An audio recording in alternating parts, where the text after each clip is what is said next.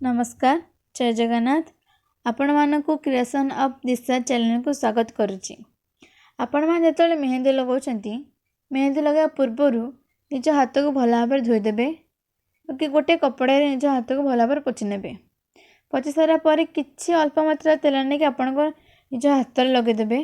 तेल लगा द्वारा मेहंदी भल हम बा मेहंदीर भल गाढ़ आसब ता द्वारा मेहंदी भल देखा जाए। आपण मैंने देखिपे मुझे गोटे सिंपल मेहंदी पकाउची। आपण मैंने चाहिए ये किसी फूल आड करें ऊपर किसी फूल करें जेकोसी जिनस करें। मेहंदी लगेला बेले निज हाथ को केबे हलेबेनी, सीधा रखिले मेहंदी भल हम। आपन जो हाथ को एड साइड करेंगे ना मेहंदी भी एपट एपट हो जाए, मेहंदी भी नष्ट हो जाए माने भल हुएनी। मेहंदी को अधिक समय रखिले तार घाड़ आसी थाए। आपण चाहती कि जो मेहंदी को खाली पानी न धोईकी आपण मेहंदी को धोइला बेले ता पूर्वर तेल को निज हाथ नहीं लगेदेवे। तेल से मेहंदी को छड़ेबा को चेष्टा करेंगे।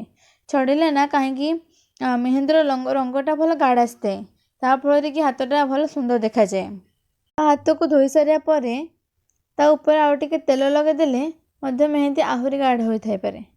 मेहंदी उपर तेल बा आउ कौन जिनस दी तीन टा जिनस लगे रखिले मेहंदी भल पड़ेनी। आपड़ जब लगे गोटे जिनस तेल लगातु ना चीनी आ लेंबू करके पानी कर लगातु ताठू भल बेटर भल पड़ो। आपड़ जदि दीटाक माने एकाठी कर लगे ताले मेहंदीर गाढ़ता अधिक आसबनी, सेमती कम आसब। यदि आपड़ मेहंदी को अधिक समय रखुचंती से मेहंदी 5-6 दिन बेसी आपण हाथ में जापे। आपड़ जदि अल्प समय रखिकी मेहंदी को धोचंती से मेहंदी भल पड़ोनी और बेसी दिन जीवनी, अल्प दिन रे से मेहंदी छाड़ीज। आपड़ भावुं कि मेहंदी को 2 घंटा 3 घंटा रखिए बोली कि नहीं। आपड़ जब चाहिए भी अध घंटे 45 मिनट धोईदेवे आपंकर मेहंदी तो गाढ़ा पड़ो। जदि आपड़ 2 घंटा भी रखुच्च से मेहंदी आहुरी भी गाढ़ा पड़ो, सहजरे आप हाथ रू छाड़बनी। और ये जो मार्केट सब मिलूँ भेराइटर मेहंदी यार्ड साइड आपड़ से मेहंदी न आणिक भल क्वालिटीर मेहंदी आणतु।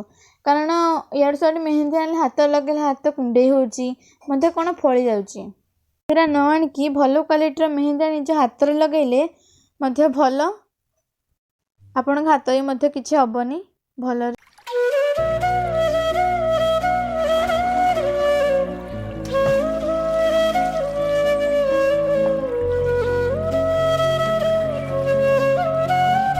जदि आपण मो भिडियो को शेष पर्यंत देखिले एवं आपण को मो भिडियो भल लगिला तेबे लाइक कमेंट शेयर सब्सक्राइब करदेवे। रही जय जगन्नाथ।